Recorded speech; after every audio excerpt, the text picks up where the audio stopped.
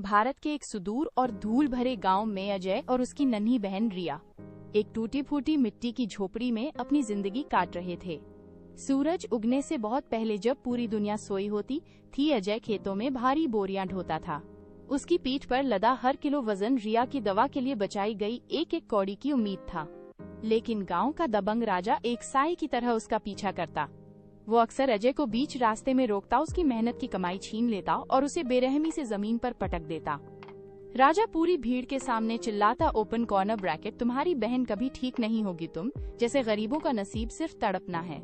अजय चुपचाप धूल झाड़ कर खड़ा हो जाता, उसकी मुट्ठियां भीग जाती और आंखों में आंसू की जगह अंगारे दहकने लगते। एक मनहूस शाम अजय अपनी पूरी जमा पूंजी लेकर घर की ओर भागा, लेकिन राजा ने उसे फिर घेर लिया। उसने अजय को लहूलुहान कर दिया और रिया की जिंदगी के आखिरी पैसे छीन लिए। जब अजय घर पहुंचा तो रिया बेसुध थी। उसने अजय का हाथ पकड़ा, एक आखिरी ठंडी सांस ली और उसकी आंखें हमेशा के लिए बंद हो गईं। उस काली रात अजय ने रिया के ठंडे शरीर को सीने से लगाकर कसम खाई कि वो अब कभी किसी के सामने घुटने नहीं टेकेगा। अगले दिन वह शहर की अनजान गलियों की ओर निकल पड़ा। झुग्गियों के बीच रहते हुए अजय ने निर्माण स्थलों पर कठोर परिश्रम शुरू किया।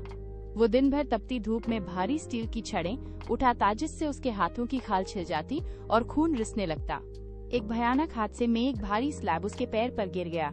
अस्पताल जाने के पैसे नहीं थे, इसलिए उसने टूटे पैर पर लकड़ी की पट्टी बांधी और दर्द में भी काम जारी रखा। रातों को जब सब सो जाते, वह छिपकर मशीनों के पास जाता। उसने वेल्डिंग की चमक, क्रेन के जटिल लीवर और हाइड्रोलिक सिस्टम की बारीकियों को खुद सीखा। सालों की अटूट मेहनत के बाद उसने अपना छोटा व्यवसाय खड़ा किया। हालांकि उसके पार्टनर ने उसे धोखा देकर फिर से सड़क पर ला दिया, लेकिन अजय अब टूटने वाला इंसान नहीं था। उसने कानूनी दांव पेच सीखे धोखेबाज को अदालत में घसीटा और अपनी सल्तनत वापस पाली। उसकी इसी आग को देखकर एक बड़े उद्योगपति ने उसे अपना मुख्य मैनेजर बनाया और अपनी बेटी माया का हाथ उसके हाथ में दे दिया। कई साल बीत गए और गांव की वही धूल भरी सड़क आज एक चमचमाती काली लग्जरी कार के टायरों से गूंज उठी। जब अजय कार से बाहर निकला तो महंगे सूट और चश्मे में उसे पहचानना मुश्किल था। गांव वाले फटी आंखों से उसे देख रहे थे। तभी एक बूढ़ा और लाचार आदमी भीड़ से निकलकर अजय के पैरों में गिर पड़ा। वो राजा था जो अब दाने दाने को मोहताज था। वो अजय से नौकरी की भीख मांगने लगा। अजय ने अपनी सुरक्षा टीम को एक ठंडा इशारा किया और राजा को उसी धूल में पटक दिया गया जहां कभी अजय को पटका जाता था। अजय की आंखों में अब नफरत नहीं थी, बल्कि एक गहरी और डरावनी शांति थी। उसने राजा की ओर एक सिक्का फेंका, जैसे किसी तुच्छ वस्तु को दान दिया जाता है।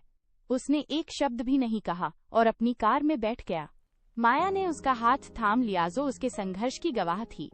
कार गांव की सीमा से बाहर निकल गई। पीछे केवल उड़ती हुई धूल और अपनी हार पर कांपते हुए राजा की परछाई रह गई। अजय ने अपनी नियति खुद लिख दी थी।